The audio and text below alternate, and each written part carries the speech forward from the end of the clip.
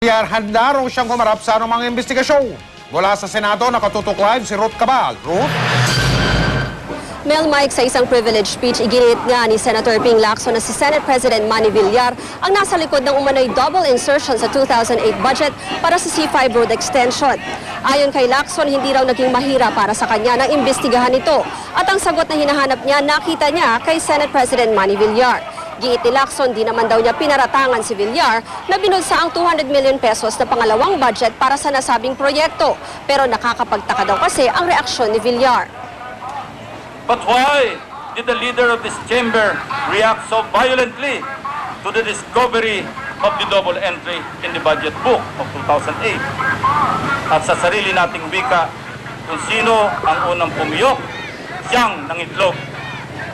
And he who is responsible for attempts to defraud our taxpayers by a sinister insertion of a second entry on projects already funded under the same budget book must stand by the side and spare this institution from shame and disgust of our constituents, the Filipino people. May isa pa nga daw na silip na double entry si Lacson, ang dalawang tig 50 million peso na budget para naman sa Aguinaldo Bridge sa Cavite. Sa kabuuan, ayon kay Lacson, aabot sa 3.9 billion pesos ang congressional insertions sa 2008 budget. Nakikinig lang si Villar habang nagsasalita si Lacson. Giit ni Lacson, walang kaugnayan sa politika ang ginawa niyang paglalahad. This is not about presidential votes. This is not about politics. This is not about 2010. This is about corruption. Corruption committed right in this hall, involving one of us, plain and simple. Everybody, therefore, except that one among us, should be standing up to denounce and investigate this abominable act of corruption committed right under our noses during our budget deliberations. Everyone except that one who abused our trust and goodwill as fellow senators. Be man enough to admit his indiscretion, then apologize to the taxpayers of this once great nation that put us all in this hall. Pagkatapos magsalita ni Lacson, agad nag-react si Villar, tinanggi nito na nakinabang siya sa C5 road budget. Handa raw siyang humarap sa investigasyon. 10 taong gulang pa lamang, nagtitinda na ako ng hipon. At buong buhay ko ako'y nagtatrabaho. Pero sa buong pagtatrabaho ko na yan, ay wala akong ninanakaw sa gobyerno. At wala akong balak magnakaw sa gobyerno. Kung ano man ang kalagayan ko ngayon, kung ano man ang kita ko ngayon, ito po ay sa paghihirap ko, sa pawis, sipag. Kung magkakaroon ng investigasyon at kapaliwanagan nito, ito po yung maganda. Para nasa ganon, ay mailigtas natin ang sambayan ng Pilipino.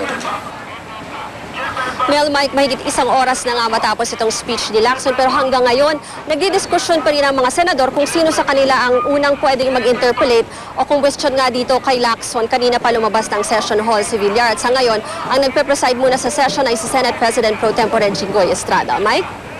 Ruth, nabanggit mo na pinanggit din ni Senador Lacson sa kanyang privilege speech yung tulay na General Emilio Aguinaldo Bridge. Saang parte sa lalawigan ba yun? Sa Metro Manila? Saan yung tulay na yon?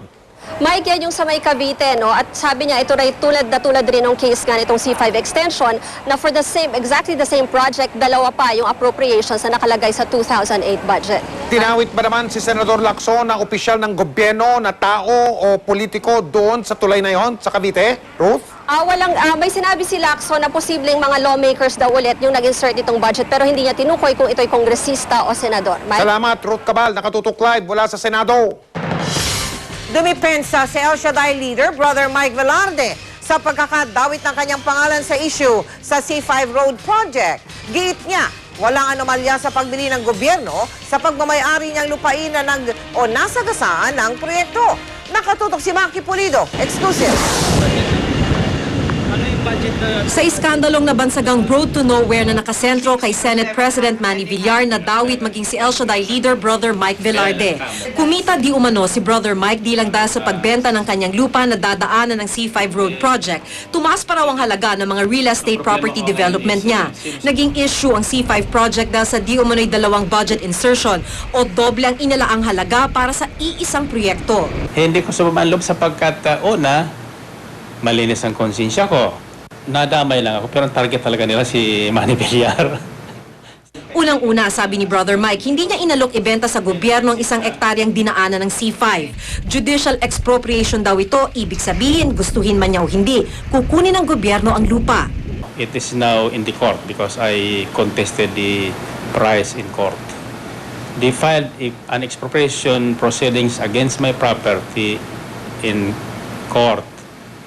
So I opposed that. But since the project is being rushed, the court suggested that I accept the initial payments offered by the government. At sa totoo lang daw, bago pa magka-C5 project, mataas na ang halaga ng kanyang mga real estate project sa Parañaque. Dekada 70 pa raw ay nasa ganitong uri na siya ng negosyo. Multinational Vineyards is my property development long before El Shaddai came into existence.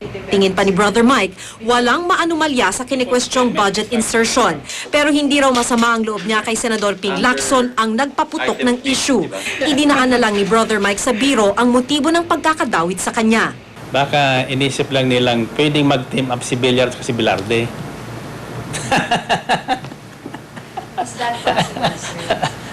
Pag pinagdikit mo yung Villar, maririnig mo dyan W, di ba? Villar de Villar, W. Ibig sabihin, Villar de Villar is a winning team. Posible ba, sir? That's not impossible. It can happen, di ba? Why not? Have there been initial talks? No, but I am not interested. Pero ang tiyak daw, sa 2010 elections, sa unang pagkakataon, pipili si Brother Mike ng isang kandidato at This time, I think we'll be voting as a bloc. It's time that really we should unite and get the better choice. Maki Pulido, Nakatutok, 24 oras. Noong April 2001, kinasuhan ng plunder sa ombudsman si Brother Mike Velarde dahil sa umano'y irregularidad sa pagbenta ng kanyang lupain para sa pagpapatayo ng C5 Link Expressway. At base po sa naturang reklamo, nasa 52 million pesos daw ang market value ng 80,000 square meter na lupain, pero binili raw ito ng gobyerno sa halagang 1.2 billion pesos. Damay sa kaso ang nooy si Pangulong Joseph Estrada. Pero ibinasura ng ombudsman ang naturang kaso noong December 2001 dahil sa kawalan ng ebidensya. Pumirma po kanina